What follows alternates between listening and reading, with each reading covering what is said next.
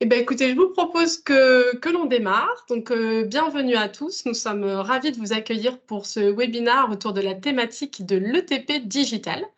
Ce webinaire est organisé par les équipes d'Observia ainsi que par les équipes d'Accenture. Donc, aujourd'hui, nous avons 4 personnes qui sont avec nous pour nous parler de ce sujet que je vous propose de vous présenter. Donc, côté Accenture, nous avons la chance d'avoir avec nous Lorraine Levesque, la directrice associée santé et secteur public. Bonjour Lorraine.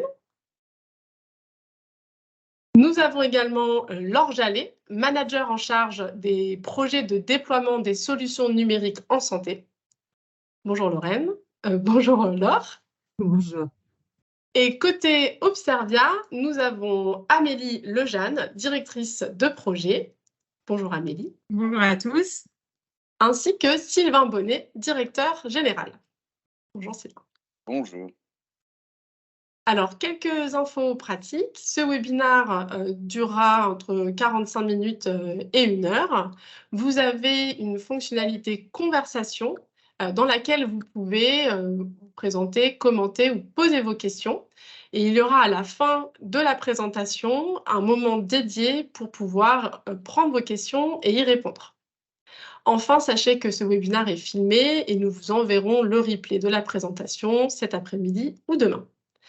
Alors, juste avant de démarrer, je vais accepter quelques retardataires. Voilà. Et je vous propose tout de suite de commencer avec une courte introduction, avec un mot de Sylvain Bonnet et Lorraine Levesque. Alors, tout d'abord, Sylvain, est-ce que tu peux présenter Observia en quelques phrases et nous dire pourquoi l'IETP est un sujet qui tient à cœur des équipes Observia? Super. Merci Morgane. Donc oui, je vais faire vite parce qu'on pourrait parler d'Observia pendant des heures. Donc très rapidement, nous, notre mission, c'est la même que la vôtre. C'est celle d'améliorer la vie des patients. Sauf que on essaye de l'avoir avec un prisme qui est particulier à nous. C'est-à-dire qu'on cherche à améliorer la vie des patients en travaillant sur ce qu'on appelle des notions de comportement. On veut améliorer le comportement des patients par rapport à un certain nombre de choses, dont la prise de médicaments, le suivi de parcours de soins, le suivi de recommandations des professionnels de santé. Parce que notre conviction, c'est que si on arrive à engager un patient dans sa prise en charge, c'est un patient qui ira mieux. Et comment on le fait, nous, c'est en apportant des solutions digitales qui peuvent prendre justement la forme de plateforme pour créer ces professionnels de santé augmentés avec ces outils numériques. Et justement, Morgane, ce que tu disais en introduction, c'est que l'éducation thérapeutique du patient est un endroit qui nous permet de le faire, d'apporter aux professionnels de santé les outils pour faire de l'éducation thérapeutique qui va permettre d'améliorer justement ce comportement du patient par rapport à sa prise en charge, pour avoir derrière un impact à la fois sur sa qualité de vie, mais également un impact médical. Et justement, pourquoi l'ETP et pourquoi aujourd'hui l'ETP, c'est qu'on voit qu'il y a vraiment un mouvement aujourd'hui qui tourne autour de l'ETP, où son impact a été démontré. Maintenant, il faut outiller justement les différents hôpitaux, institutions, acteurs qui font de l'éducation thérapeutique. Et du coup, je laisserai l'ensemble de l'équipe présenter l'impact et à quoi ça sert. Et en effet, l'année dernière, on a été récompensé par l'ANS, par les talents de la e-santé, dans l'innovation à l'hôpital pour un très beau projet qu'on a fait en collaboration avec l'hôpital Léopold Bellan autour de l'éducation thérapeutique en réadaptation cardiaque. Et donc, on vous partagera quelques informations autour de ça. Donc, c'est Observia en 3 minutes. Je ne vole pas plus de temps parce que je pourrais en voler plus. Merci beaucoup pour cette introduction. Alors, Lorraine, même question, si tu peux nous présenter rapidement les grandes missions d'Accenture Santé, pour ceux qui vous connaissent moins, et surtout nous dire qu'est-ce qui a amené vos équipes à collaborer avec Observia autour de cette thématique de l'IETP. Merci beaucoup, Morgane. Donc, effectivement, au sein d'Accenture, on participe au quotidien à l'évolution du système de santé en accompagnant les professionnels dans leurs projets stratégiques, leurs projets organisationnels et aussi, bien sûr, sur la question de la digitalisation du parcours patient auquel faisait référence Sylvain il y a quelques secondes. On a nous aussi des convictions et la première, c'est que la transformation de notre système de santé passera assurément par le déploiement à grande échelle de solutions numériques. Et c'est pourquoi, oui, on est très fiers de ce partenariat avec Observia. On reconnaît la qualité des solutions proposées, aussi bien, oui, à destination du patient, mais aussi, surtout, auprès des professionnels de santé dont on sait qu'ils ont besoin d'être outillés, qu'ils ont besoin de récupérer du temps et d'avoir du temps de qualité avec leurs patients. Donc, une belle aventure ensemble et qu'on espère voir se poursuivre. Merci beaucoup. Et effectivement, ça va être tout l'enjeu de ce webinaire, c'est de vous donner une vision assez précise et concrète et d'aller un peu dans le détail de ce programme qui est l'ETP et des outils et comment est-ce que ça peut vraiment avoir un impact au quotidien sur la vie des professionnels de santé et comment ça peut participer à rendre aussi, à améliorer l'attractivité des services au sein des hôpitaux.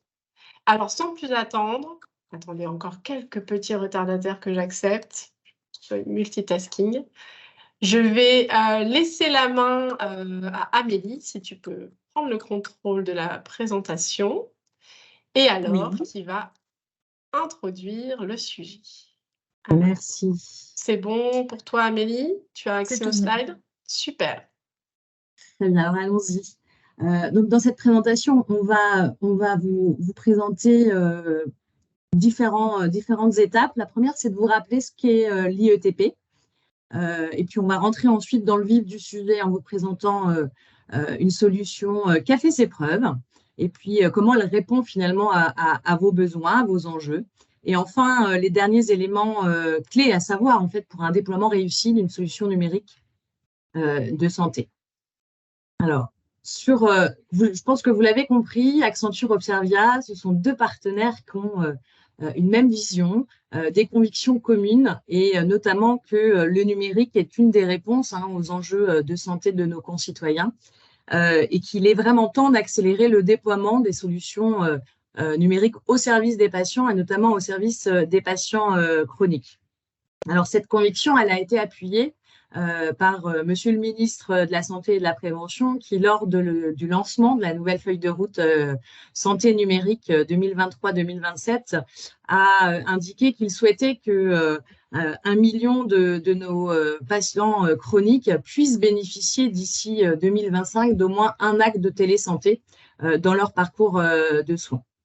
Alors, notre collaboration Accenture Observia, elle cherche finalement à répondre à cette dynamique, à répondre à cet enjeu, d'une part en améliorant les parcours de soins de patients, notamment les parcours d'ETP, et puis en développant les usages du numérique. Alors, on va vous présenter en effet une solution d'IETP. On va vous montrer comment elle peut répondre aux besoins de vos professionnels, de votre organisation, de vos activités, comment elle répond aux besoins de vos patients également, et puis ensuite comment on peut vous accompagner dans la mise en place de telles solutions. Je vais laisser la place à Amélie. Merci Laure. Merci pour cette introduction et merci à Morgane également. Alors, donc en effet, moi, je vais donc vous présenter, je vais prendre le sujet. Alors, quelques petits soucis techniques. Voilà. Alors, je vais prendre la main moi, pour vous présenter un petit peu plus concrètement ce que recouvre l'IETP et puis on va rentrer aussi dans le vif du sujet en vous présentant une solution d'IETP pour illustrer nos propos et puis donner corps à ce que l'on vous présente. Alors déjà sur l'ETP, donc je pense que beaucoup d'entre vous connaissent cette pratique. Donc elle a fait son entrée au Code de la santé publique en 2009. Donc c'est une pratique qui s'inscrit dans le parcours du soin du patient et qui a pour objectif de rendre le patient plus autonome en facilitant son adhésion au traitement prescrit et en améliorant sa qualité de vie. Donc l'ETP, elle est déjà largement pratiquée dans les services de soins aujourd'hui en France. Ce sur quoi on voulait attirer votre attention aujourd'hui, c'était sur les opportunités liées à la digitalisation de cette pratique pour l'ensemble des acteurs d'un parcours de soins éducatifs. Alors, sur cette slide, on s'est attaché, donc vous allez retrouver au centre de la slide le parcours un petit peu classique d'un patient en éducation thérapeutique avec toujours une consultation d'entrée, une phase de diagnostic qui est partagé entre les professionnels de santé qui ont à intervenir autour de ce patient.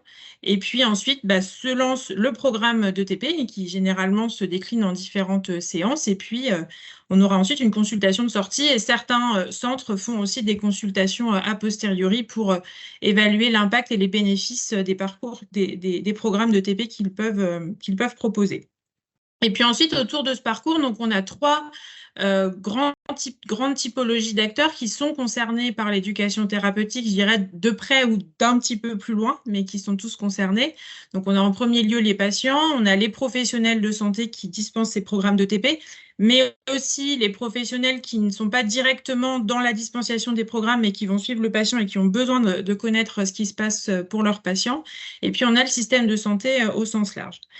Et donc ici, on s'est attaché à synthétiser, on a fait à synthétiser les grands enjeux de chacun et pour vous montrer ensuite comment le digital peut se révéler être une belle opportunité pour répondre à ces besoins et améliorer la qualité des soins. Alors, si on s'attarde déjà sur les patients, donc associé à un programme de TP, de quoi ont besoin les patients, c'est d'une part d'améliorer leur connaissance sur leur maladie, et aussi sur leur traitement, sur la résonance qu'aura, d'où vient cette maladie, quelle va être sa résonance sur leur vie quotidienne, comment ils vont devoir adapter leur quotidien et quelles sont les bonnes habitudes de vie qu'ils vont avoir à mettre en place.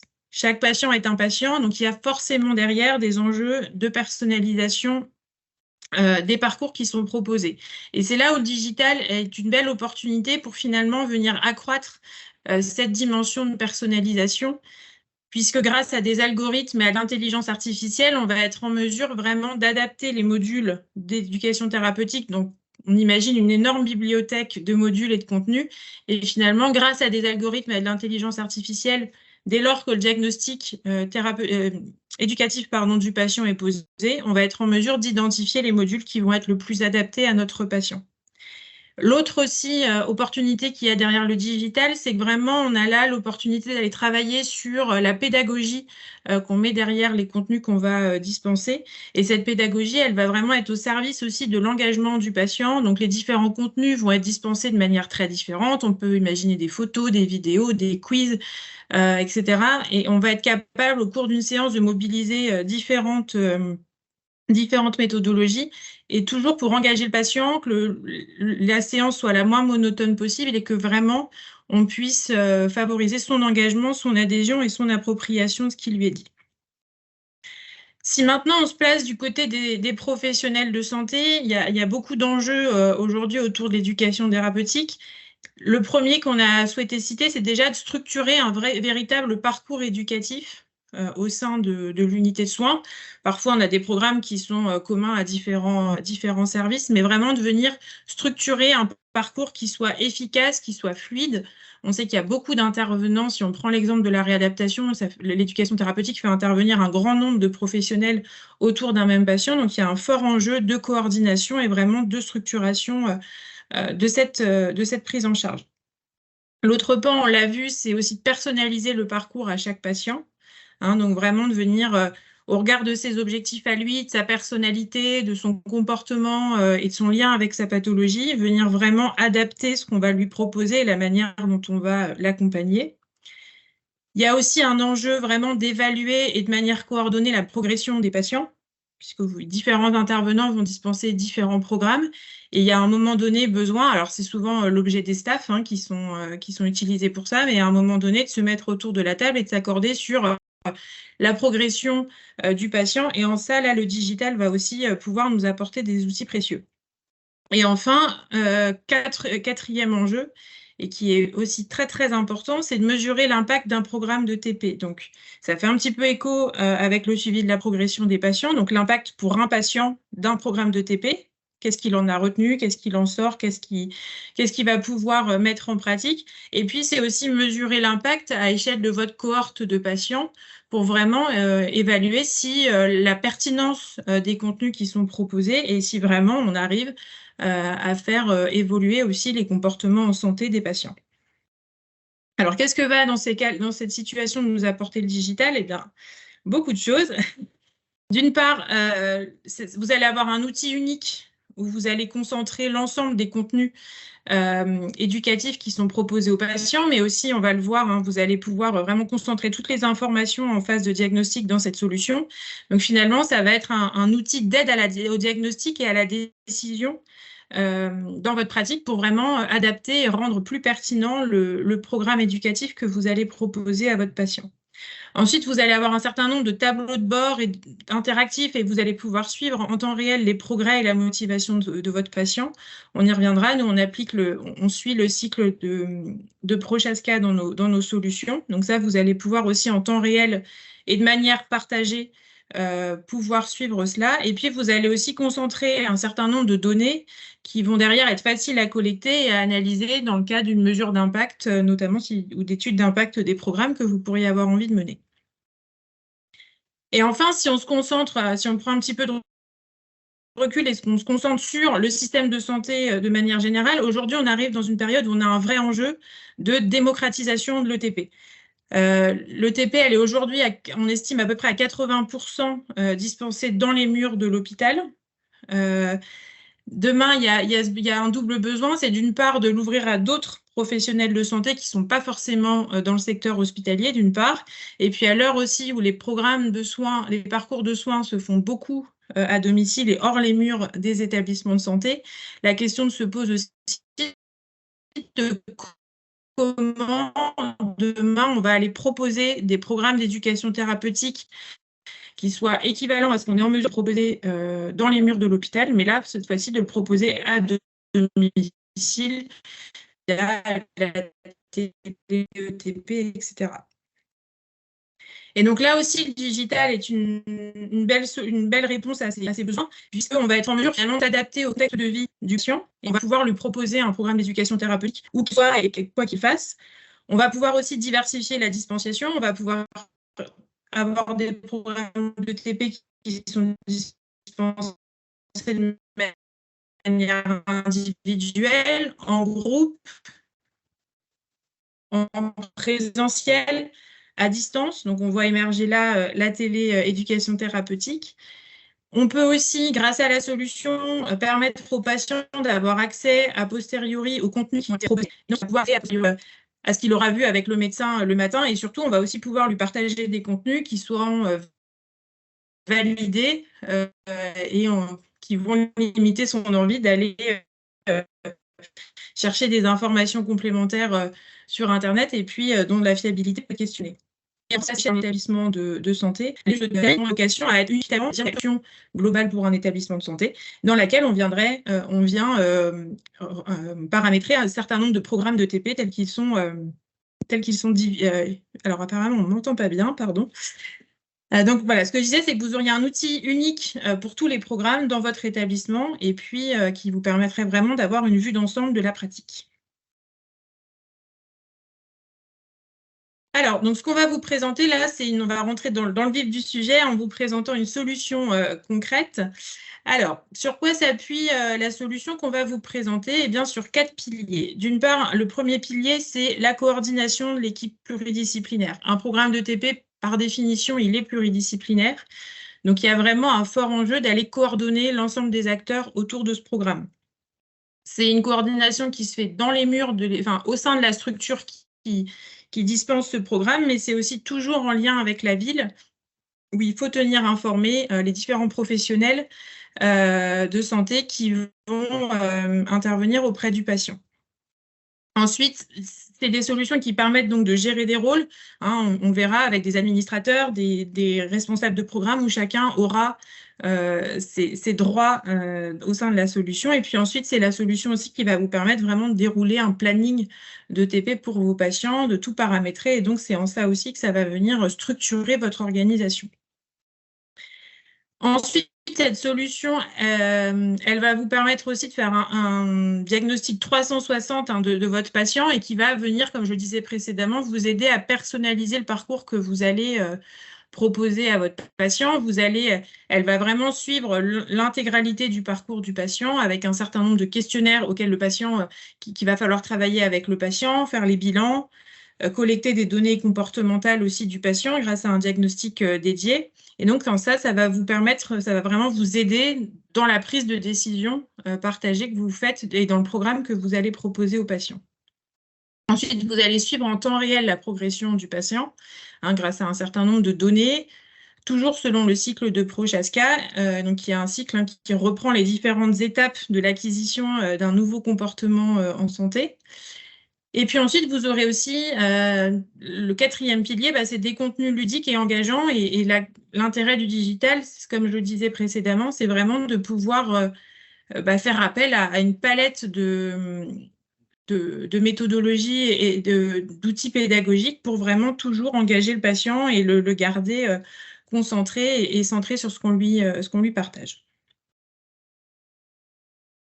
Alors, la solution qu'on va vous présenter, elle est directement inspirée d'Atooker. Peut-être que certains en ont entendu parler. C'est une solution qu'on a en partenariat avec la Fondation Bellan et plus particulièrement le docteur Kamel Abdenbi. Donc, c'est une solution qui est déployée depuis 2017 dans le service de Kamel. Donc, c'est un service de réadaptation cardiaque en ambulatoire. Et aujourd'hui, Kamel, il propose donc la solution à tous ses patients, toute sa file active bénéficie des sessions d'éducation thérapeutique grâce à cette solution. Donc, on est aujourd'hui à plus de 1500 patients qui ont utilisé cette solution. Et puis, on a mené l'année dernière une étude rétrospective pour pouvoir évaluer l'impact d'une telle solution sur les patients. Et ce qu'on voit, c'est qu'on a un impact significatif sur l'amélioration globale de la qualité de vie des patients. Et comme l'a dit Sylvain en introduction aussi, c'est une solution qui nous a permis d'avoir un prix l'année dernière par l'ANS. On a eu le prix des talents de la e-santé pour l'innovation à l'hôpital. Voilà. Alors, si maintenant on rentre plus concrètement dans les fonctionnalités qu'on retrouve au sein d'une solution.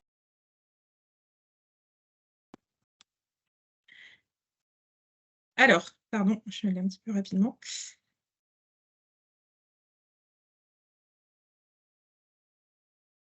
Voilà, excusez-moi. Alors, on aura donc dans cette solution chaque professionnel de santé qui intervient de près ou de loin dans le programme de TP a un compte spécifique qui va lui permettre de suivre l'ensemble des patients qu'il a en éducation thérapeutique. Donc, il va se connecter à son compte, il aura accès en premier lieu à une première interface qui va lui présenter l'ensemble des patients qu'il aura en suivi. Si maintenant on rentre plus particulièrement dans le dossier d'un patient, donc là on est dans le dossier d'un patient sur la première maquette à gauche. Donc vous allez avoir les informations principales qui concernent le patient et vous allez avoir, grâce à une jauge dynamique, vous allez pouvoir suivre les différentes étapes l'avancement du patient dans les différentes étapes d'un parcours d'éducation thérapeutique. Là ici on voit qu'on est sur un patient qui avec laquelle, avec Madame Dupont, on doit commencer faire sa consultation d'entrée. Si maintenant on rentre on lance l'élaboration de la consultation d'entrée, donc on arrive sur l'interface qui est sur la droite. Et là, vous allez, en scrollant, avoir accès à l'ensemble des questionnaires et des questions qu'il faut poser aux patients lors de cette étape de son parcours. Donc c'est en ça vraiment, et on va le voir sur les autres étapes, cette solution, elle va vraiment guider le professionnel sur l'ensemble du parcours. Ensuite, donc, vous allez pouvoir rentrer dans le diagnostic individuel de votre patient. Donc, toujours le même principe, vous aurez accès à l'ensemble des questionnaires à compléter. Donc, on a les questionnaires de qualité de vie, on a les SF12, etc. Donc, ça, c'est chaque centre qui décide des questionnaires qu'il souhaite paramétrer dans la solution.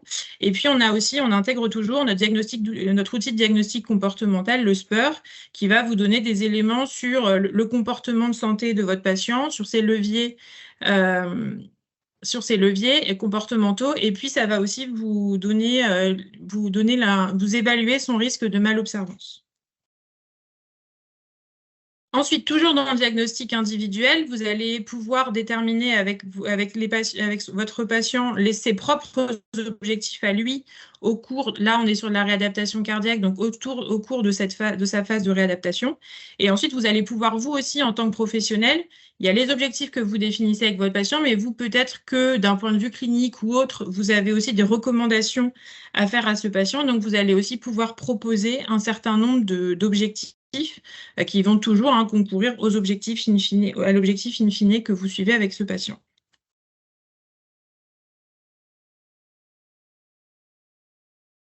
Alors ensuite, finalement, donc, comme on l'a vu, hein, l'entrée dans un parcours d'éducation thérapeutique, c'est un ensemble de diagnostics individuels qui vont donner lieu à un diagnostic partagé. Donc, l'ensemble des professionnels de l'équipe vont faire leur propre diagnostic individuel avec le patient. Et ensuite, la solution va venir agréger automatiquement les données qui seront saisies par l'ensemble des professionnels pour qu'in fine, votre diagnostic partagé se fasse automatiquement et vous ayez la possibilité éventuellement de corriger certaines choses, mais d'emblée, vous allez avoir un diagnostic partagé agrégé de toutes les informations qui auront été saisies par l'équipe. Et donc ensuite, à l'issue de ça, une fois le diagnostic partagé fait, vous allez pouvoir sélectionner les ateliers d'éducation thérapeutique. On va vous faire des propositions d'ateliers à proposer aux patients et vous allez pouvoir les valider. Et à l'issue de ça, la solution vous sort le contrat thérapeutique, donc il va vous lier avec votre patient et que vous pouvez aussi communiquer aux autres professionnels qui interviennent dans son parcours de soins.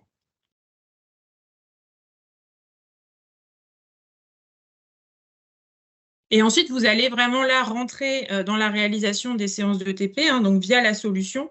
On a un certain nombre de contenus à partager, un certain nombre de contenus qui sont paramétrés. Donc, vous allez pouvoir, d'une part, suivre les ateliers qui ont été faits par le patient, les ateliers qui restent à faire. Et puis, si vous-même, vous avez à dispenser un programme d'éducation thérapeutique à ce patient, bah, vous allez aussi pouvoir le faire grâce à cette solution.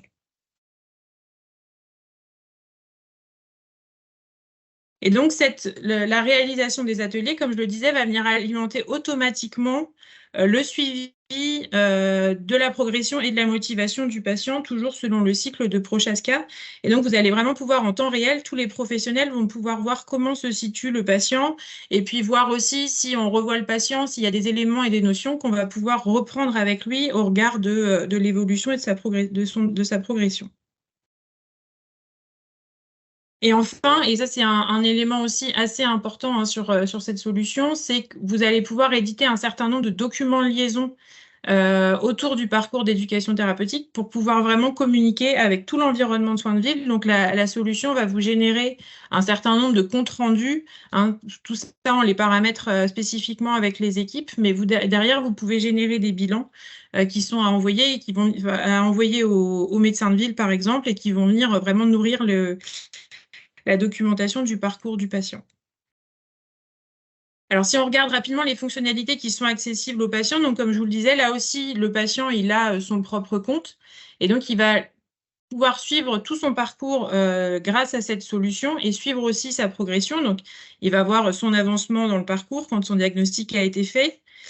Si certains questionnaires, si les centres décident que certains questionnaires sont à remplir à domicile, par exemple, eh bien, le patient, grâce au compte qu'on lui crée sur la plateforme, il va pouvoir venir compléter son questionnaire de qualité de vie, son SF12, son diagnostic comportemental. Et donc, les données qu'il va saisir vont directement s'implémenter dans son dossier. Il va pouvoir suivre aussi, toujours avoir à l'œil ses objectifs, voir les recommandations qui lui sont faites par les professionnels de santé. Et on a aussi toute une partie de contenu plutôt informatif et il aura accès aussi a posteriori aux ateliers qui lui auront été proposés. Et rapidement, les fonctionnalités du coordonnateur de la plateforme. Donc en fait, il y a une véritable gestion de l'équipe hein, qui se fait grâce à la solution. Donc gestion de l'équipe, dit aussi gestion des accès. Hein, et donc on a toujours pour chaque parcours un référent de parcours et c'est lui qui va pouvoir venir saisir les droits des différents intervenants qui vont pouvoir intervenir dans ce parcours précis d'éducation thérapeutique. Et donc, on a aussi ce coordonnateur de programme, il va aussi avoir la gestion centralisée des programmes de TP. Donc, il aura une vue d'ensemble des programmes de TP de son unité ou de son établissement. Tout dépend à quelle échelle on se situe. Et donc, il va pouvoir modifier ces programmes. Il va pouvoir éventuellement les supprimer s'ils sont remplacés par d'autres. Donc, il y a aussi une vraie autonomie des coordonnateurs des programmes de TP dans la solution pour vraiment être autonome dans la gestion des contenus qu'ils vont dispenser. Donc, vous l'aurez compris, hein, les solutions d'IETP, c'est vraiment des solutions qui bénéficient à l'ensemble des parties prenantes, grâce à la possibilité de personnaliser les parcours de TP pour chaque patient. Donc, vous allez vraiment pouvoir personnaliser en fonction de qui vous avez en face de vous les contenus et la manière dont vous allez dispenser ces contenus éducatifs. Vous allez aussi pouvoir suivre en temps réel la progression de votre patient. Donc, ça va être une source de satisfaction pour vous. C'est une source aussi d'engagement pour les patients. Et puis, ça va rendre aussi votre organisation et votre manière de faire beaucoup plus agile, puisqu'éventuellement, si vous voyez que la progression du patient n'est pas celle qui était escomptée, c'est là que vous allez pouvoir voir aussi s'il y a certaines notions qui sont à reprendre, etc. Donc, ça va vous apporter de l'agilité dans ce que vous allez proposer aux patients. C'est aussi une solution vraiment de coordination de l'équipe et qui va vraiment structurer votre pratique dans votre unité ou dans votre établissement. Vous pouvez derrière mesurer l'impact des programmes de TP que vous dispensez. Vous avez accès à un certain nombre d'outils pédagogiques qui vont vraiment être au service de l'appropriation des compétences. Et puis, c'est aussi un outil qui vient moderniser les pratiques et en sens qui peut être aussi attractif pour vos équipes.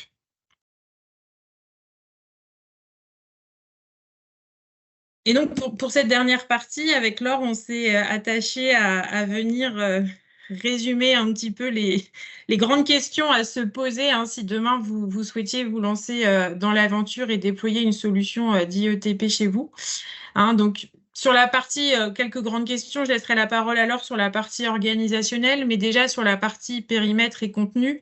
Parmi les grandes questions, c'est est-ce que la solution que vous allez choisir, elle a déjà des programmes qui sont existants? Dans quelle aire thérapeutique? Est-ce que ça vous intéresse? Est-ce que ces programmes sont vraiment adaptés à ce que vous souhaitez partager avec vos patients? À l'inverse, est-ce que vous avez la capacité d'aller digitaliser votre propre programme et finalement d'acheter une structure, une solution, un outil qui vous permette vraiment de personnaliser ce que vous souhaitez y intégrer? Et puis, il y a aussi l'enjeu d'avoir une solution qui puisse vraiment intégrer différents programmes de TP, voire être unique à un établissement de santé pour toujours être dans cette recherche aussi.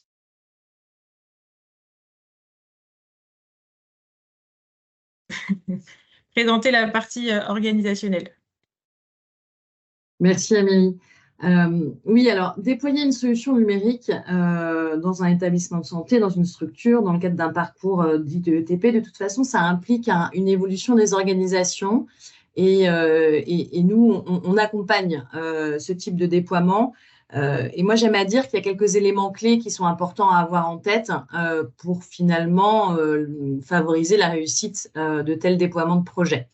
La première, c'est nous, on a l'habitude de travailler en se mettant dans une dynamique d'approche terrain, d'approche métier avec vous, avec vos équipes, avec les différents intervenants, les différents acteurs qui vont finalement être impactés par la mise en place de la solution.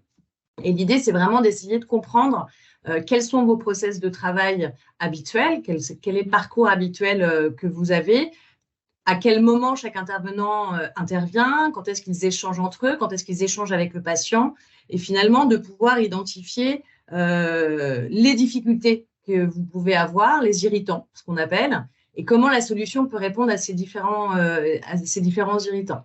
Alors tout à l'heure, Amélie expliquait en effet les différents bénéfices d'une solution numérique dans un parcours de TP. Par exemple, dans un parcours de TP classique, on sait que parfois la dispersion de l'information collectée par les différents intervenants qui interviennent auprès du patient peuvent ne pas faciliter le diagnostic partagé, la prise de décision. Là, avec un outil numérique, finalement, l'ensemble des intervenants peut colliger, peut intégrer les informations qui relèvent du patient. Chacun y a accès et finalement, ça favorise cette cohésion autour du patient. Ça peut favoriser la prise de décision, faciliter, alléger un certain nombre de réunions de coordination également. Donc, c'est un élément important à avoir en tête. C'est finalement cette approche terrain qui rentre dans une dynamique collective de co-construction pour mettre en place cette solution et répondre aux besoins. Un autre élément qui me semble important aussi, c'est qu'on voit dans les projets de déploiement et notamment dans ceux qui fonctionnent bien, c'est comment on favorise l'engagement de tout le monde, de toutes les parties prenantes, lorsqu'on met en place une telle solution. Et souvent, on dit qu'il faut avoir le bon ambassadeur, c'est-à-dire la bonne personne, et on le voit avec l'expérience de l'hôpital Bélan, qui va en interne finalement faire ce travail de diffusion de réussite, de la démarche réussie, d'un retour d'expérience, et va aider finalement à ce changement culturel des pratiques. Donc voilà, je dirais qu'il y a cette approche terrain-métier qui est importante à mettre en place avec une dynamique de co-construction avec vous. Et puis, comment on favorise l'engagement avec, en identifiant des bons ambassadeurs. Et puis enfin, ça, c'est comment on peut ensuite vous aider dans l'appropriation de l'outil, comment on peut adapter les appuis nécessaires à la prise en main de l'outil par chacun des intervenants. Et puis, le dernier élément qui me semble très important aussi, c'est la communication dès le début de projet, tout au long du projet, quand ça va bien pour célébrer les réussites, mais aussi quand des fois ça va moins bien, quand il y a des difficultés qui sont rencontrées. C'est important aussi de pouvoir communiquer là-dessus et ça permet d'impliquer. Alors, je ne sais pas si vous, si vous avez des questions. Je ne sais pas si on m'entend. Ici, on t'entend absolument. Ah voilà, on a Amélie qui revient car on avait un petit souci de caméra. Alors, non, on ne la voit pas. Bon, en attendant qu'Amélie règle ses problèmes de caméra, n'hésitez surtout pas à poser vos questions dans le chat au fil de l'eau, notamment sur cette partie plus implémentation. Alors, je vois que j'ai 2 questions qui ne sont pas forcément sur cette partie-là, mais on peut peut-être ouvrir le temps des questions. Ah si, alors, sur la partie déploiement, peut-être pour toi, Laure, pour cette partie déploiement, quels sont les facteurs clés de succès selon toi? Ça fait partie des choses que je viens de dire. C'est-à-dire que je pense qu'il faut pouvoir, dès le départ, favoriser l'engagement des parties prenantes, identifier les bons acteurs qui sont dans le parcours et qu'il faut impliquer dès le départ. Cette approche terrain, elle est extrêmement importante de construction avec vous de la solution en fonction de vos process de travail et comment on répond aux irritants. D'identifier aussi pour les patients les bénéfices et peut-être aussi de se demander quels sont les bons patients à intégrer dans ce type de projet. Tous les patients sont peut-être pas éligibles pour des questions d'appétence numérique ou d'âge. Il y a la question aussi qui me semble importante, c'est le fait de pouvoir favoriser la communication et l'appropriation de tous et des patients avec l'idée de se dire tout au long du parcours et de la mise en place, mais également du déploiement, on est dans une dynamique d'amélioration continue. C'est-à-dire qu'on essaye toujours de se poser la question avec les retours utilisateurs, est-ce que ça fonctionne bien? Comment on peut améliorer? Et ça, c'est la communication tout au long du parcours, tout au long du projet et même après, une fois que c'est lancé, entre les patients et les professionnels. Finalement, c'est comment les professionnels peuvent soutenir les patients et les patients également être des vrais vecteurs de chair pour ce type de projet. Alors, pour continuer, Laure, sur la partie déploiement, une autre question au sujet du temps. Combien de temps pour un déploiement? Donc, on se doute bien qu'il n'y a pas une réponse. Est-ce qu'on peut donner quelques indications? Oui, alors il n'y a en effet pas une réponse, chaque projet est différent. Donc le mieux, c'est en effet de se rencontrer pour en discuter. Et encore une fois, ça, comme je le disais, c'est une approche, l'approche, elle est terrain. Donc c'est en fonction aussi, par exemple, des parcours sur lesquels vous voulez travailler. Il y a des aires thérapeutiques sur lesquelles on a des contenus qui sont par exemple déjà existants. Donc en termes de contenu ou de paramétrage, ça va aller assez vite. Il faudra nécessairement prévoir du temps pour tout ce qui va être configuration, intégration et formation. mais ça ira certainement plus vite que là où on va être sur des nouvelles aires, où il va falloir digitaliser finalement tout le parcours. C'est naturellement plus lourd en termes de temps. Alors, ça fait une très bonne transition avec une autre question qu'on a eue de Caroline Verdier. Faut-il avoir un programme initial ETP présentiel pour se lancer en IETP? Donc, peut-être une question pour toi, Amélie. Alors, je dirais que pas nécessairement. Alors, d'une part, on peut avoir dans la solution des programmes qui sont existants et qui peuvent convenir à l'équipe et que l'équipe va décider de se saisir et puis de les utiliser. Après, on peut aussi directement définir un programme de manière digitale. Alors, c'est vrai que quand il y a un programme papier qui existe, eh ben, on a déjà des contenus, des trames, etc. Donc, forcément, je dirais que c'est une forme de gain de temps. Mais le passage par le papier n'est absolument pas obligatoire pour venir digitaliser un parcours. Absolument. Et j'ajouterais d'ailleurs que dans certaines aires thérapeutiques sur lesquelles on a déjà beaucoup de contenus qui sont déjà existants, finalement, partir de zéro et réutiliser ces contenus qui peuvent voilà, être déjà existants peut être un gain de temps dans certains points de vue. On a une question sur l'amélioration de l'observance. Quels sont les points que vous pouvez suivre dans l'amélioration de l'observance et par quels moyens, quels questionnaires peut-on les suivre? Donc là, je pense aussi pour toi, Amélie, peut-être l'occasion de nous en dire un tout petit peu plus sur l'outil Spur qui est intégré, qui est donc un PROM, un PREM. Alors, il y a une autre question aussi voilà, en miroir. Alors, je vais peut-être la poser aussi.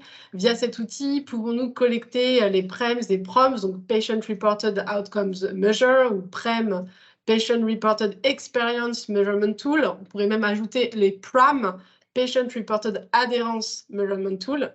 Les données médicales sont-elles utilisées ici pour adapter le parcours de soins? Voilà. Donc, comment on gère finalement tous ces questionnaires et qu'est-ce qui existe pour le suivi de l'observance, qui est évidemment un élément clé de l'ETP? Oui, alors en effet, donc question très intéressante parce que c'est le cœur du sujet d'Observia.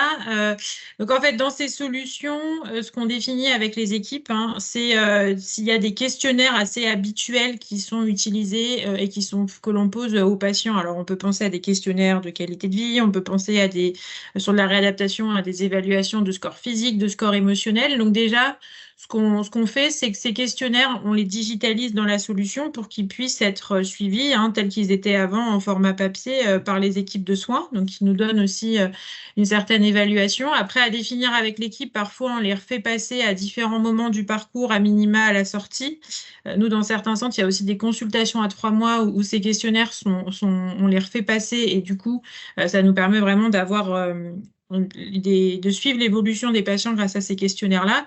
Et comme tu le disais, Morgane, on intègre aussi dans nos solutions notre outil de diagnostic comportemental, le SPUR, qui est un diagnostic donc, qui est dynamique. Le patient va répondre entre 6 et 24 questions en fonction de ses réponses et qui va permettre aux professionnels de santé d'avoir une vue de comprendre un petit peu le comportement en santé de leurs patients grâce à 4 dimensions, la dimension sociale, psychologique, usage et rationnelle. Et donc, ce diagnostic, il va vous montrer quels sont les leviers comportementaux qui sont à l'œuvre chez votre patient. Est-ce que vous êtes face à un patient qui a un vrai sujet avec l'impact social de sa maladie, comment ça va venir modifier peut-être son poste de travail, comment si sa maladie est visible ou une prise de traitement qui est visible, dans quelle mesure ça peut bloquer ce patient. Est-ce qu'on est sur des patients qui ont des croyances, qui vont douter des traitements qui leur sont proposés, qui vont douter de ce que le médecin va pouvoir leur dire, des patients qui ont des problèmes avec l'autorité. Donc, ça va vous permettre vraiment de comprendre les leviers comportementaux de votre patient pour derrière venir aussi adapter votre manière d'agir vis-à-vis de lui. Et c'est aussi un outil qui nous permet d'évaluer le risque de non-observance du patient. Et donc là aussi, le SPUR, en fonction des équipes, c'est vraiment variable. Parfois, il est passé seulement à l'entrée, parfois, il est passé aussi à la sortie. Et l'intérêt de le repasser à la sortie, puisqu'entre-temps, il y a eu un programme d'éducation thérapeutique, c'est que vraiment, il y a eu des actions. Finalement, on part d'un T0. On a mis en place un certain nombre d'actions vis-à-vis de ce patient et puis on va pouvoir le réévaluer à la sortie. Et donc, ça va nous permettre de voir aussi l'évolution de son score d'observance grâce à cet outil. Donc après, on peut aussi envisager, pour le moment, on ne l'a pas encore dans nos solutions, mais pourquoi pas, si on a des équipes qui utilisent des Moriski ou autres questionnaires aussi d'évaluation de l'observance, on est tout à fait en mesure de les digitaliser. Et comme ils sont digitalisés, derrière, on vient beaucoup plus facilement collecter les données pour pouvoir mener les études d'impact. Alors, je rebondis sur le sujet des données, de la collecte de données du patient, avec une question sur quelles sont les protections pour les données du patient. Je ne sais pas pour Laure ou Amélie. Alors, je pense que ça fait écho à… Alors, les données, nous, alors c'est des solutions qui sont sécurisées. Il y a, tout le monde, on a des connexions par identifiant mot de passe. Et puis, en plus, c'est aussi, de toute façon, c'est une obligation aujourd'hui, des solutions qui sont hébergées chez un hébergeur agréé de données de santé, donc qui assure un niveau de protection des données qui est celui attendu par les standards et qui est obligatoire aujourd'hui en France dès lors qu'on veut traiter de la donnée de santé. Merci Amélie.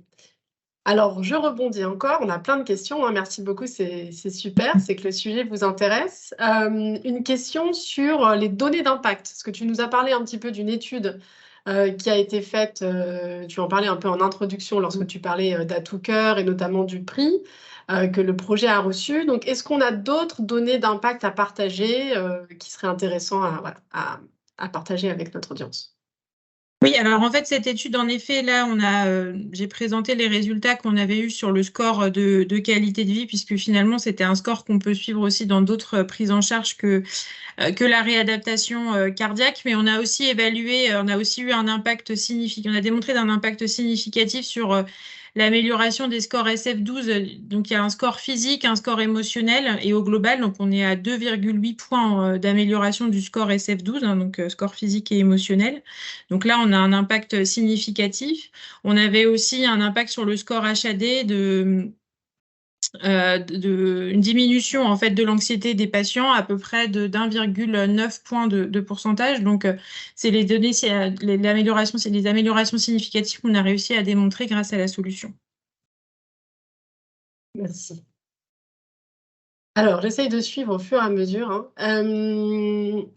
Nous avons quelques questions sur les aires thérapeutiques. Donc, tout d'abord, quelles sont les aires thérapeutiques que l'on couvre actuellement? Et est-ce qu'éventuellement, on pourrait imaginer que cette solution puisse s'appliquer aux pathologies mentales? Alors, qu'est-ce qu'on couvre aujourd'hui? Alors, on couvre principalement, nous, la cardiologie et le diabète. C'est dans ces deux aires thérapeutiques qu'on a des programmes éprouvés et largement utilisés.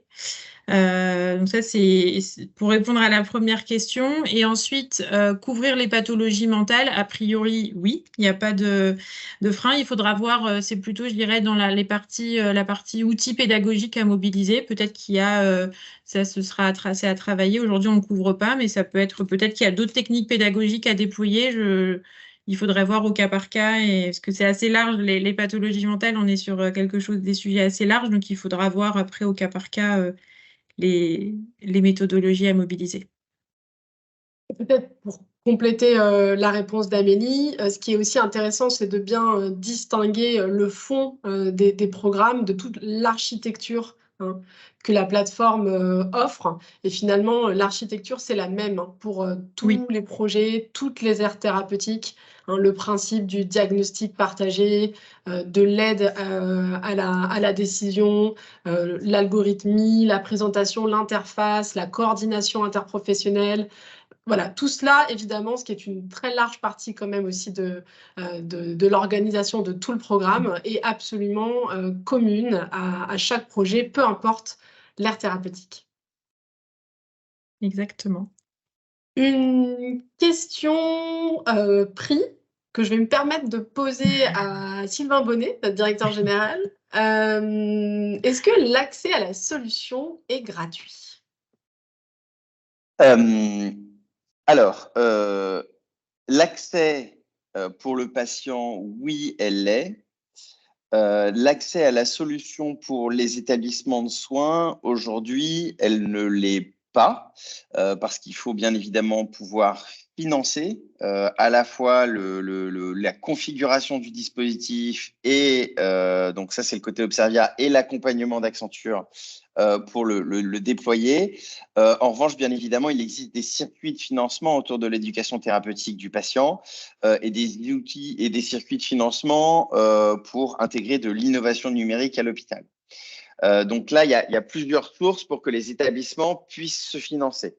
Vous avez aussi la capacité de faire des partenariats avec des laboratoires pharmaceutiques. Donc, on a vu aussi des associations et on a travaillé sous ce format-là où l'industrie pharmaceutique assurait l'accès ou proposait justement ça comme un service pour l'hôpital.